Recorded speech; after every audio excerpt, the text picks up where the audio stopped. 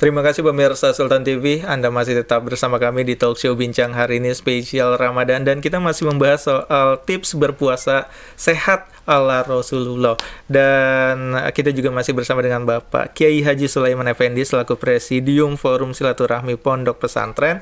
Dan untuk Anda yang mungkin mau bertanya-tanya juga soal pembahasan kita pada siang hari ini, tips berpuasa sehat ala Rasulullah sebenarnya seperti apa sih? Nah, ini juga sudah ada beberapa pertanyaan yang masuk nih Pak Kiai. Salah satunya ini jika tidak ada kurma, apakah ada buah lain yang menjadi favorit Rasul saat buka atau sahur? Nah, seperti apa nih Pak Kiai? Baik, dari beberapa referensi yang kami baca, yang disebutkan oleh baginda Rasul itu berbuka dengan kurma, yang kedua dengan air. Kemudian kalau kita pertanyakan lagi, kenapa kurma dengan air?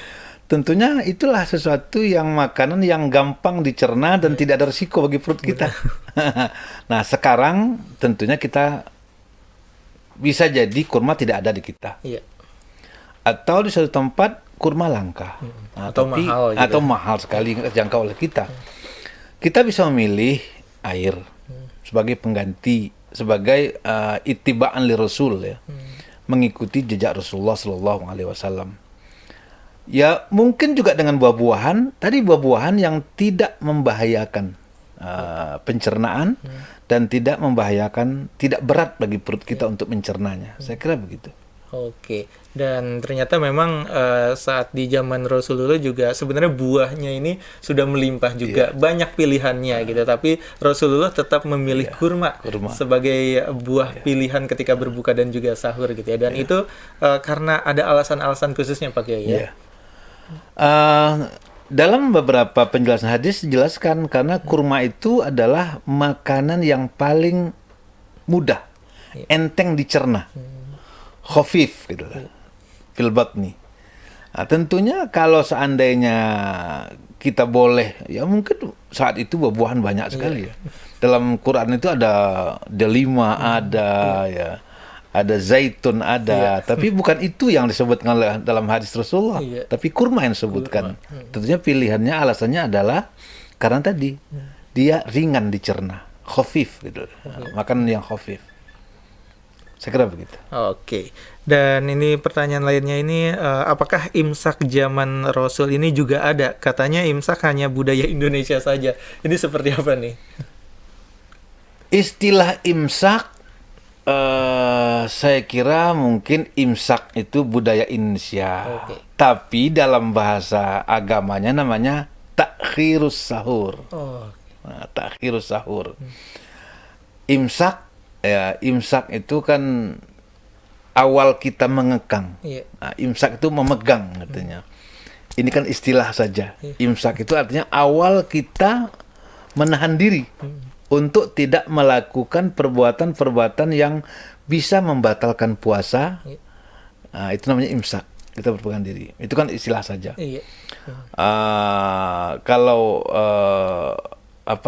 Kalau istilah dalam hadis itu takhir sahur, mengakhirkan sahur sampai pada batasnya. Nah, itulah yang dikatakan imsak. Ini kan tentunya istilah ini kan dilahir dari kalangan ulama. Kata-kata imsak ini kemudian di kita sekarang ini timbul budaya macam-macam. Nah, ini budaya ini yang berkembang gitu. Salah satunya imsak gitu. Dan sebenarnya imsak ini hanya berkembang di Indonesia sajakah atau sebenarnya di negara-negara lain juga? Saya kira imsak bukan Indonesia saja. Ini kan imsaknya ini Arab ini kan. Ini kan bahasa Arab ini, bukan Indonesia saja. Cuman kadang-kadang kelakuan manusia menjelang imsak itu kadang-kadang bermacam-macam. Tapi kalau imsak itu Arab, itu dari definisi daripada puasa itu sendiri, menahan diri. Jadi ternyata memang bukan hanya berkembang di Indonesia saja gitu ya. Mungkin istilahnya di tempat-tempat lain berbeda gitu. Ya. Dan mungkin kalau ngomongin soal budaya di Indonesia yang mungkin berkembang ketika berpuasa, bagaimana kita melihat gitu budaya ini atau mungkin tradisi ini yang dijalani di Indonesia ini ibaratnya masih bisa sesuai dengan tuntunan Rasul. Karena kan kita harus juga memilah-milah nih mana tradisi dan budaya yang sesuai dengan tuntunan Rasul. Ya tentunya budaya di kita ini ada yang masih bisa kita golongkan kepada tidak bertentangan dengan syariat. Tapi ada juga saya lihat budaya-budaya kota yang sudah lari daripada syariat. Tidak bersendikan syariat lagi. Contohnya puasa. Orang berpuasa itu menunggu berbuka puasa, apa yang dia kerjakan? Ngebuburit.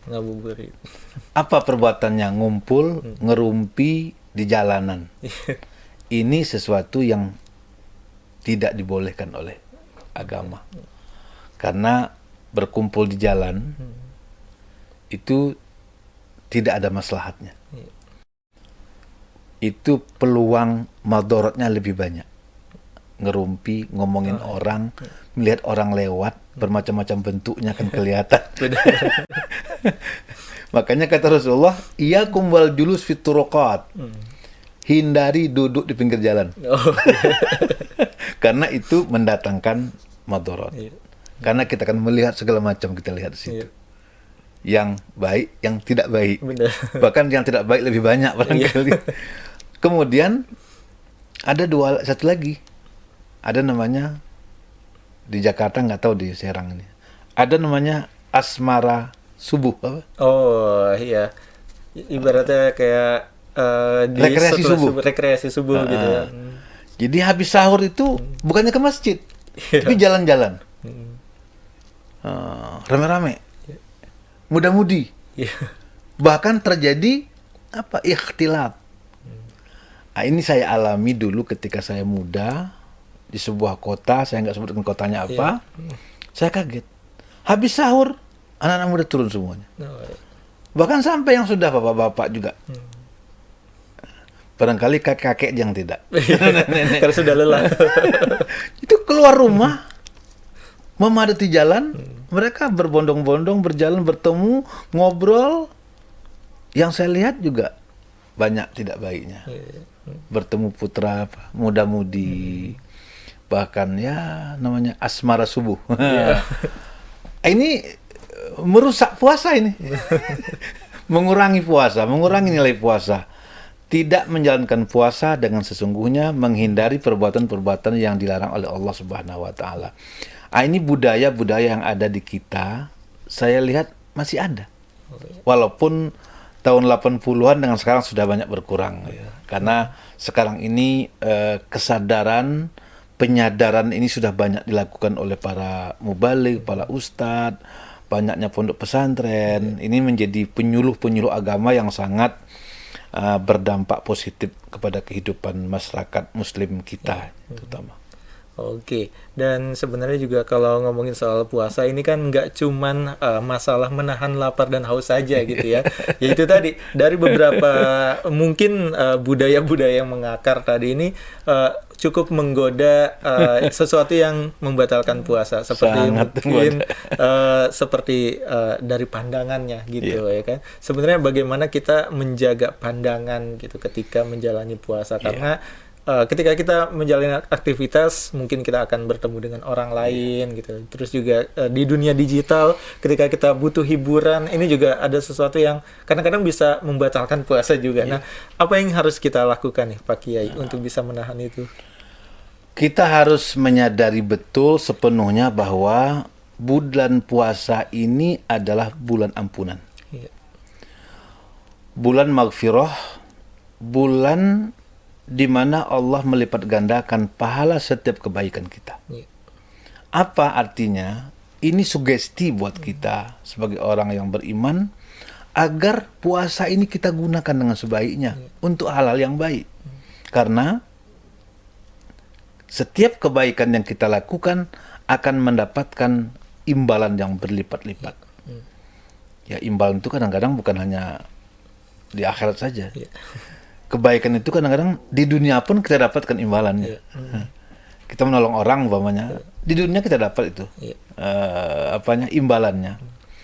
Jadi ini yang perlu kita sadari, bahwa puasa ini adalah bulan yang maghfirah.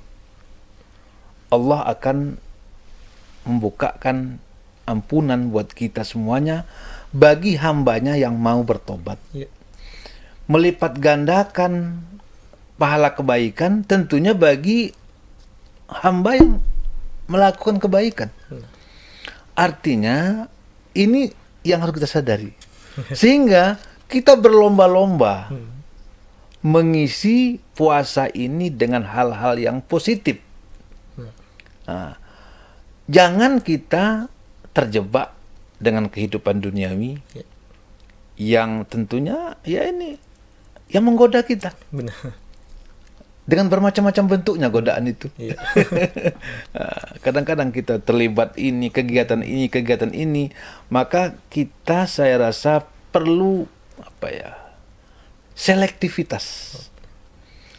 Kita perlu selektif melihat apa yang kita lakukan. Karena puasa ini datang 1 tahun 1 kali. Benar. Belum tentu ketemu tahun depan ini. Ini umur kita ini tidak ada yang jamin. Benar. Tahun kemarin kita bersama dengan kawan-kawan kita. Tahun ini udah nggak ada. Nggak temu dengan puasa ini. Maka mumpung kita diberikan Allah bertemu dengan puasa ini, ayo kita banyakkan amal-amal soleh kita. Sedekah kita, baca Quran kita, ngaji kita, meningkatkan kualitas iman kita, meningkatkan kualitas diri kita, belajar kita. Tentunya kita hindarilah hal-hal yang tidak mendatangkan kebaikan. Apalagi jelas-jelas keburukannya sudah ada. Nah, ini yang perlu kita hindari.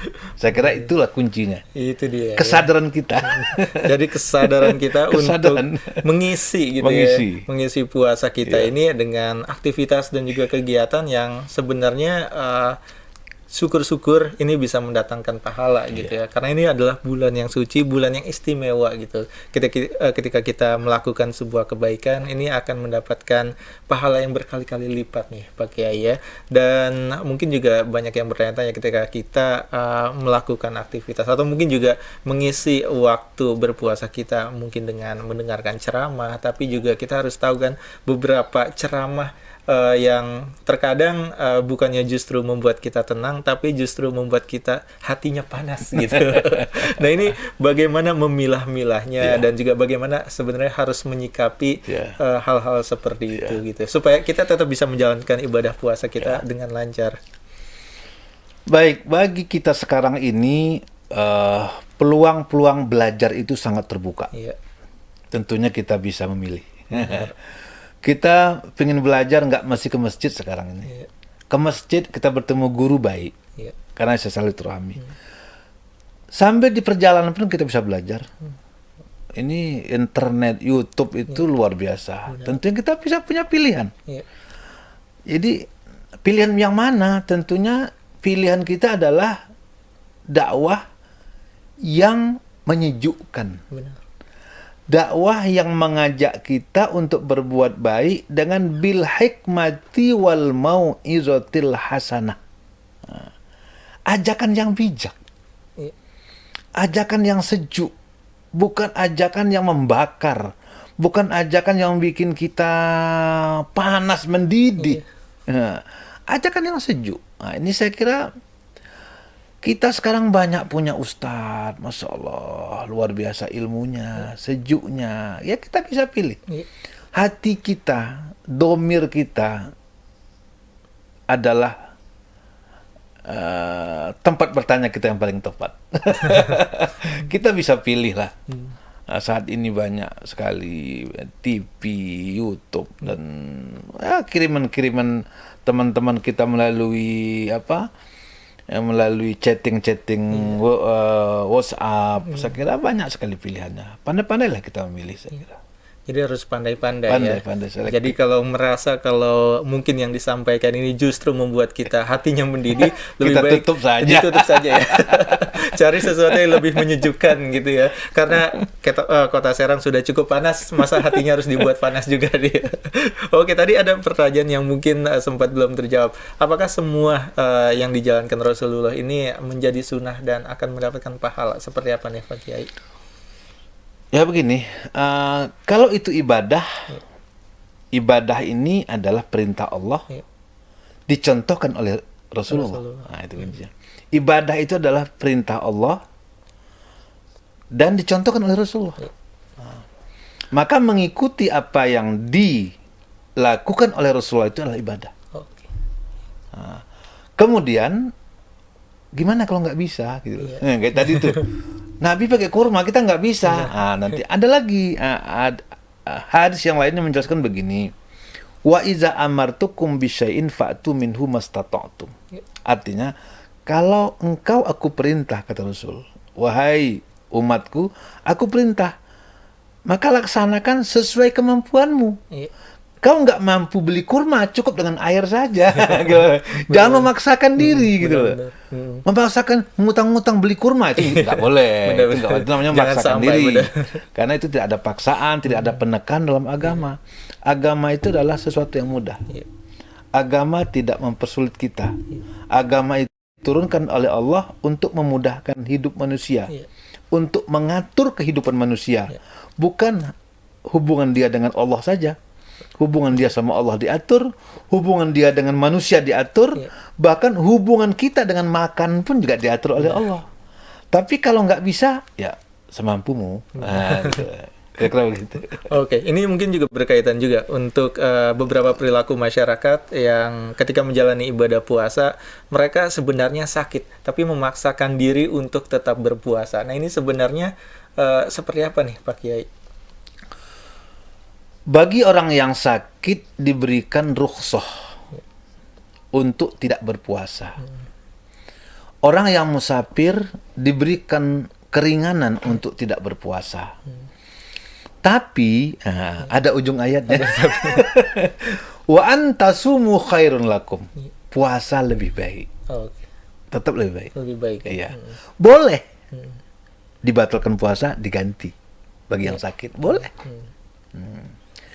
Bagi yang musafir boleh tidak berpuasa, diganti dengan lain-lain. Tapi di ujung ayat itu Allah katakan wa antasumu khairun lakum. Jadi tetap puasa lebih baik. Artinya selagi kita bisa puasa, puasalah. Kecuali udah nggak mampu lagi, udah gemeteran, lemes, udah berkeringat dingin, itu boleh.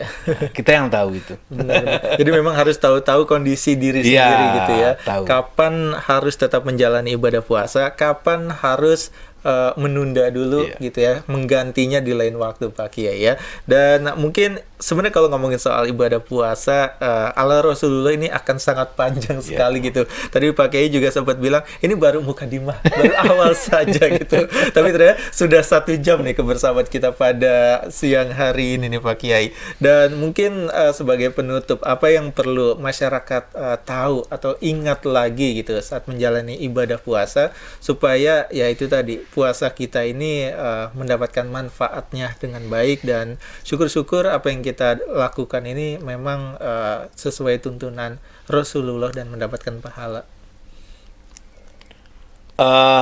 Kita diperintahkan oleh Allah untuk belajar. Tidak boleh berhenti belajar. Ibadah yang kita kerjakan juga kita pelajari. Kita cari ilmunya, kita gali ilmunya. Sehingga setiap ibadah yang kita lakukan, ya kita lakukan karena perintah Allah. Kemudian kita lakukan dengan aturan yang telah ditentukan oleh Allah. Yang dicontohkan oleh baginda Rasul. Jangan keluar daripada itu. Tentunya, kita kan belum sempat belajar. Tidak boleh ada alasan saya belum belajar. Tapi belajarlah. Belajar tidak ada batasnya. Benar. Setelah kita tua pun kita belajar terus. Karena apa? Karena sesungguhnya bertambah kita belajar, bertambah ilmu yang kita miliki, bertambah wawasan kita, maka bertambah banyak kita tahu tentang hal-hal yang tidak tahu. Makanya menuntut ilmu itu dari ayunan sampai liang lahat. Tidak ada berhentinya. Tidak ada berhenti. Saya masih belajar. Walaupun mengajar, tetap belajar juga. Karena masih banyak yang saya belum tahu. Nah, inilah saya kira puasa juga sama. Puasa ini bukan sekedar kita pelajari, kita baca ayat-ayat yang berkaitan dengan puasa, kita baca hadis-hadis yang berkait dengan puasa, sehingga puasa kita ini bukan sekedar menggugurkan kewajiban, tapi puasa yang berkualitas, puasa yang dengan ilmunya, sehingga puasa itu betul-betul berdampak kepada keimanan kita, ketakwaan kita, berdampak pada kualitas pribadi kita. Saya kira itu. Itu dia poinnya. Berpuasa bukan untuk menggugurkan kewajiban saja, tapi berpuasa untuk mendapatkan apa yang berdampak pada keimanan kita dan berdampak apa yang kepada diri kita secara langsung, Pak Kiai ya. Terima kasih Pak Kiai sudah meluangkan waktunya untuk berbincang-bincang dengan kita pada siang hari ini. Mudah-mudahan di lain waktu kita berbincang-bincang lagi nih, karena selalu menarik kalau ngobrol-ngobrol barengan Pak Kiai ya. Sebelum-sebelumnya kita membahas soal pesantren, sekarang kita membahas soal puasa. Mungkin nanti kita ada pembahasan lain nih untuk kita bahas bersama ya. Mudah-mudahan bisa datang ke sini lagi nih Pak Kiai ya. Oke, sekali lagi terima kasih untuk Pak Kiai Haji Sulaiman Effendi selaku Presidium Forum Silaturahmi Pondok Pesantren, dan itu dia perbincangan kita pemirsa Sultan TV pada siang hari ini. Mudah-mudahan dari perbincangan kita pada siang hari ini bisa lebih membuka wawasan kita lagi, bisa lebih membuat kita semakin tahu bagaimana caranya menjalani ibadah puasa yang baik, dan yang pastinya lebih berdampak kepada keimanan kita khususnya nih pemirsa Sultan TV. Dan kita akan berjumpa lagi di lain waktu, dan akhir kata saya Bian Oktario bersama kerabat kerja yang bertugas pada siang hari ini harus undur diri. Akhir kata wassalamualaikum warahmatullahi wabarakatuh dan sampai jumpa.